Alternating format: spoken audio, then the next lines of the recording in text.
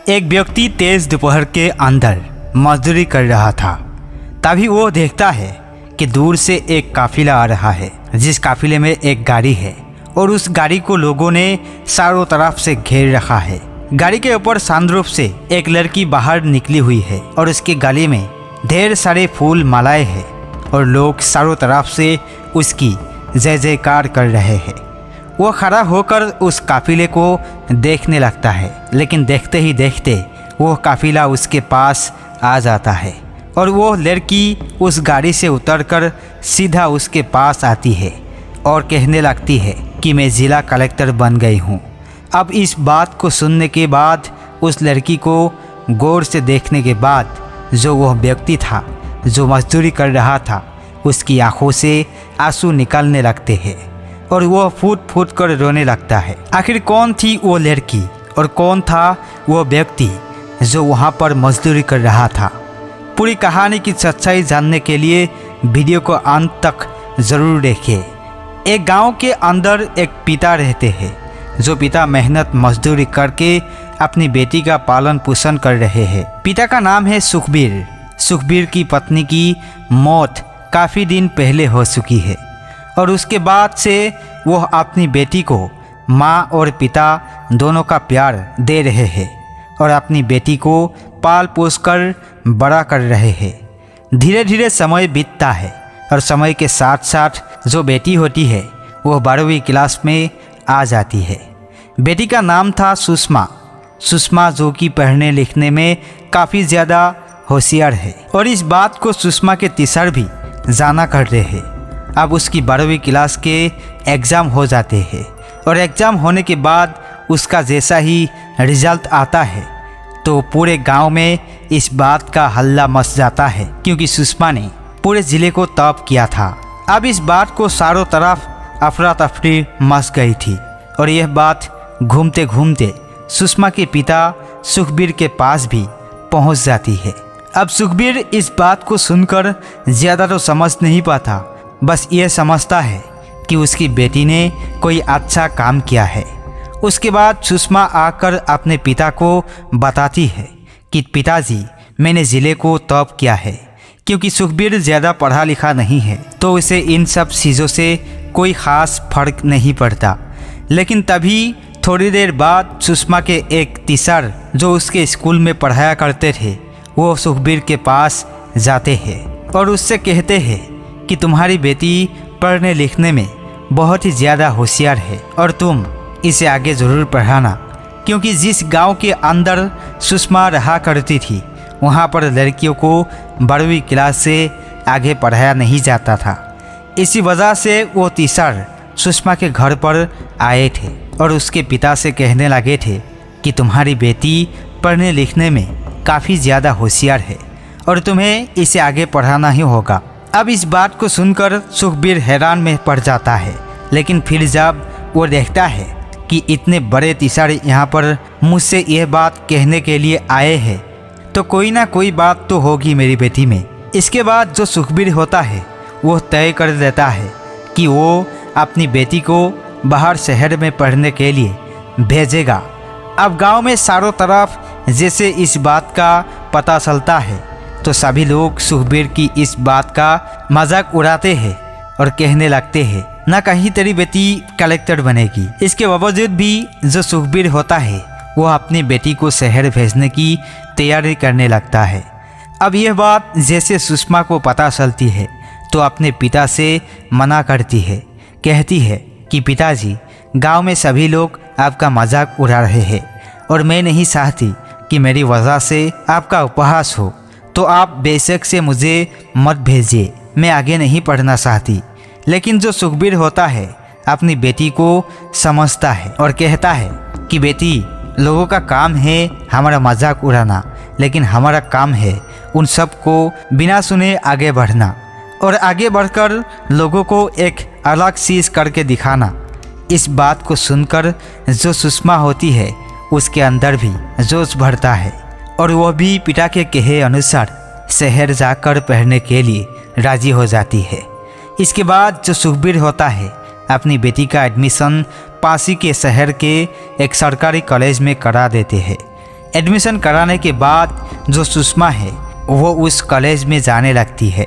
अभी उसका पहला ही दिन था और पहला ही दिन वो कॉलेज में जाने से पहले बहुत कुछ सोच विचार कर रही है, क्योंकि सुषमा ने जो कपड़े पहन रखे हैं उन कपड़ों से बिल्कुल भी नहीं लगता कि यह कॉलेज में पढ़ने वाली लड़की होगी, क्योंकि उसके पिता बेहद ही गरीब है, वो मजदूरी किया करते हैं, तो उसके पास साधारण से कपड़े हैं और ना ही उसने अपने आप को अच्छी तरह से तैयार किया है। जबकि कॉलेज के अंदर जैसे ही वो घुसती है तो चारों तरफ की चमक दमक देखती है और चमक दमक को देखकर वो काफ़ी ज़्यादा डर जाती है, लेकिन फिर भी वो डरते हुए अपनी कॉलेज की उस क्लास में चली जाती है जहाँ पर उसे बैठना था। अब जैसे ही वो कॉलेज की क्लास के अंदर जाती है तो कॉलेज के अंदर जितने भी विद्यार्थी बैठे हुए थे वो सभी सुषमा की तरफ एक अलग ही दृष्टि से देखने लगते हैं कि मानो उनकी क्लास में कोई अलग ग्रह का प्राणी आ गया हो। तो वो सभी सुषमा की तरफ घूर घूर कर देखने लगते हैं। इसके बाद सुषमा पीछे वाली बेंच पर जाकर बैठ जाती है और इसी तरह से पूरे दिन भर वहाँ पर पढ़ाई करने लगती है। पढ़ाई करने के बाद जैसे ही शाम होती है तो शाम के समय सुषमा वापस से अपने घर आ जाती है, क्योंकि शहर की दूरी गांव से लगभग 10 किलोमीटर थी, तो इतना सफ़र वो तय कर लेती है। सुषमा घर आ गई थी और घर आने के बाद आज कॉलेज में उसके साथ जो कुछ भी हुआ है उस पूरी बात को अपने पिता को बताती है। लेकिन उसका पिता उसे हौसला देता है और कहता है कि बेटी, चाहे जो भी हो जाए तुम्हें अच्छी तरह से पढ़ाई लिखाई करनी है, क्योंकि तुम्हारे मास्टर साहब ने कहा था। इसके बाद सुषमा अपने पिता के कहे अनुसार इन्हीं बातों पर चलती रहती है। वो कॉलेज जाया करती है और कॉलेज के अंदर पढ़ाई को मन लगाकर किया करती है। धीरे धीरे समय बीतता है और समय के साथ साथ सुषमा के कॉलेज में ही एक लड़की पढ़ा करती है जो काफ़ी ज़्यादा हाई सोसाइटी की थी, और वो उससे कहने लगती है कि तू ऐसे क्यों आती है। इसके बाद सुषमा उसे अपनी पूरी कहानी बताती है। लेकिन दोस्तों, इस कहानी को सुनने के बाद जो वो लड़की थी सुषमा का उपहास करने लगती है, उसका मजाक बनाने लगती है। अब सुषमा के बारे में सभी लोगों को पता चल गया था कि यह बहुत ही गरीब घर से है और इसके पिता मजदूरी किया करते हैं। इस बात का सभी क्लास में पता चल जाने के बाद सभी लोग सुषमा की तरफ हीन दृष्टि से देखा करते हैं और उसकी हालत के बारे में उसका मजाक उड़ाया करते हैं। लेकिन सुषमा को इन सभी बातों से कोई फर्क नहीं पड़ता। वो अपनी पढ़ाई को मन लगाकर करती रहती है। धीरे धीरे समय बीतता जाता है और समय के साथ साथ उसकी फर्स्ट ईयर कंप्लीट हो जाती है। अब जैसे ही उसकी फर्स्ट ईयर का रिजल्ट आता है तो एकदम से क्लास के जो भी लोग उसको मजाक उड़ाया करते थे वो सभी हैरान हो जाते हैं, क्योंकि सुषमा ने जिस यूनिवर्सिटी से वो ग्रेजुएशन कर रही थी उस यूनिवर्सिटी में बढ़वा अंक प्राप्त किया था, और इस अंक को प्राप्त करने किसी के भी बस की बात नहीं थी। उस कॉलेज का नाम जिस कॉलेज से सुषमा पढ़ रही थी चारों तरफ फैल गया था और सुषमा का नाम भी चारों तरफ फैल गया था। यह बात जैसे ही सुषमा के क्लास वालों को पता चलती है तो कुछ लोग तो उससे जलने लगते हैं, लेकिन कुछ लोग इसको इज्जत करने लगती है। धीरे धीरे समय बीतता है और समय के साथ साथ उसकी ग्रेजुएशन कंप्लीट हो जाती है, और ग्रेजुएशन के हर ईयर में उसने अपनी यूनिवर्सिटी में अच्छे अंक प्राप्त किए थे और अपना और अपने कॉलेज का नाम रोशन किया था। उसके बाद जिस कॉलेज में सुषमा पढ़ा करती थी उसी कॉलेज में एक टीचर भी पढ़ाया करते थे। उनकी नज़र सुषमा पर पड़ जाती है और वो सुषमा को देखकर उसके फ्यूचर के बारे में सोचने लगते हैं। वो सोचते हैं कि ये लड़की पढ़ने लिखने में काफ़ी ज़्यादा होशियार है और ये आगे चलकर किसी बड़ी पोस्ट को हासिल कर सकती है अगर ये IAS की तैयारी करे। तो दोस्तों, जैसे ही सुषमा के पिता सुखबीर को पता चलता है कि उसकी बेटी ने कॉलेज की पढ़ाई कर ली है, तो इसके बाद वो सुषमा के आगे की पढ़ाई बंद करा देते हैं और कहते हैं कि बेटी, अब तू जवान हो गई है, अब तेरी शादी करनी है, अब इस बात को सुनकर सुषमा को बड़ी हैरानी होती है, क्योंकि कॉलेज के अंदर पढ़ने के बाद उसे यूपीएससी के बारे में पता चल गया था और वो यूपीएससी का टेस्ट क्लियर करना चाहती थी। कॉलेज के अंदर वो टीचर थे, उन्होंने सुषमा को यूपीएससी के बारे में बता दिया था और कहा था कि मेरे हिसाब से तुम इस टेस्ट को एक बार में क्लियर कर लोगी। इसके बाद वो अपने पिता को समझाने लगती है, कहती है कि पिताजी मुझे अभी आगे की पढ़ाई और करनी है, अभी मैं शादी नहीं कर सकती। लेकिन उसके पिता उसे समझाने लगते हैं, कहते हैं कि बेटी अड़ोस पड़ोसी बातें बनाने लगे हैं कि जवान बेटी को पढ़ने के लिए भेज रहा है, वो ऊंच नीच हो गए तो क्या होगा।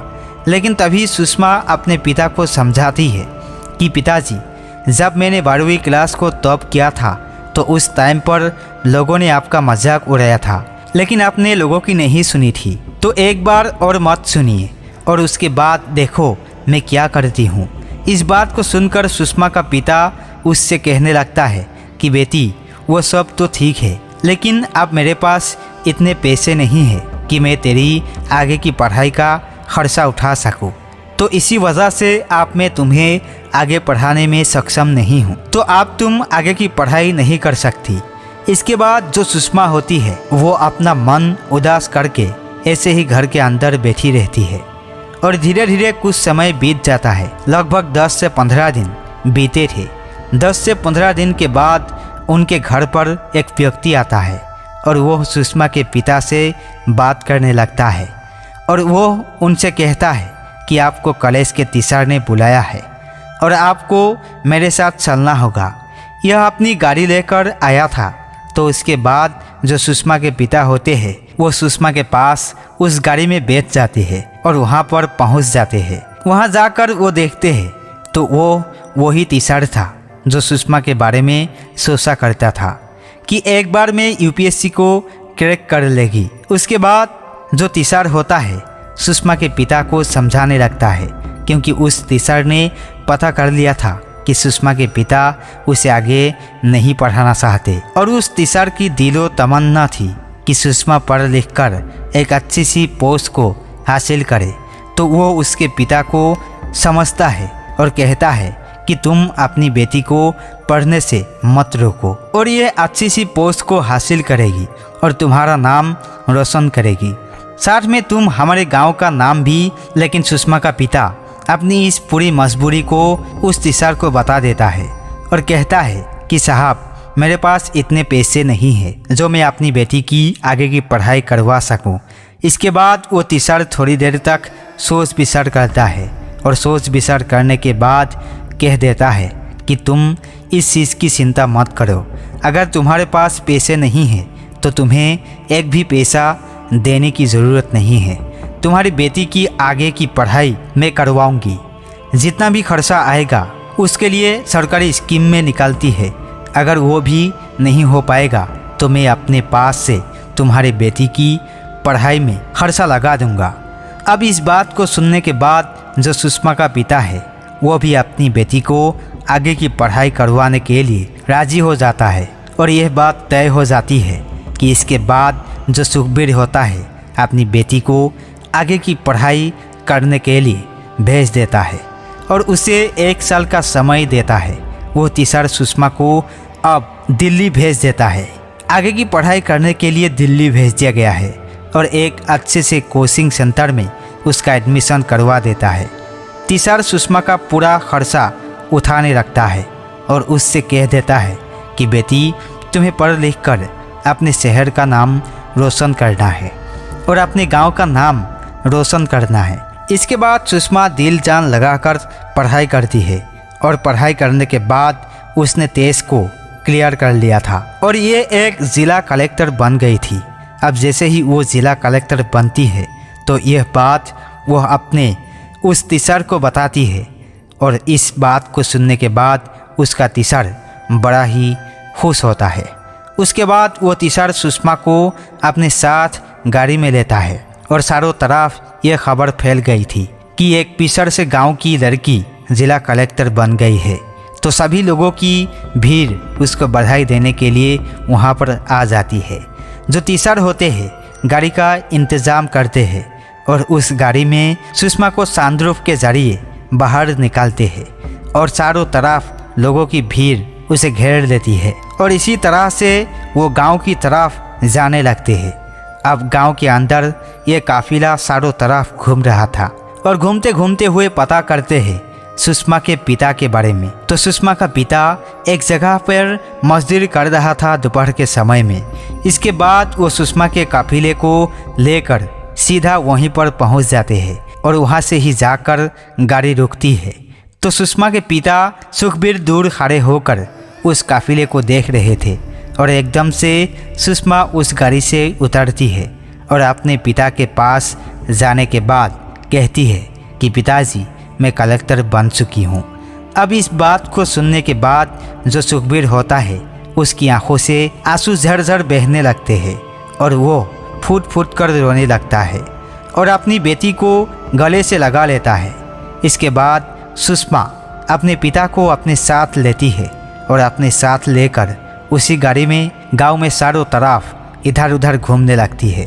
अब सुषमा ट्रेनिंग के लिए चली जाती है और ट्रेनिंग के दौरान भी कुछ पैसे मिला करते हैं। उन पैसों को अपने पिता को दिया करती ताकि वो अपना गुजारा अच्छी तरह से कर दे और अब इनको मजदूरी करने की ज़रूरत नहीं हो। लगभग 2 साल तक उसकी ट्रेनिंग चलती है और 2 साल की ट्रेनिंग होने के बाद उसकी पोस्टिंग एक शहर में हो जाती है।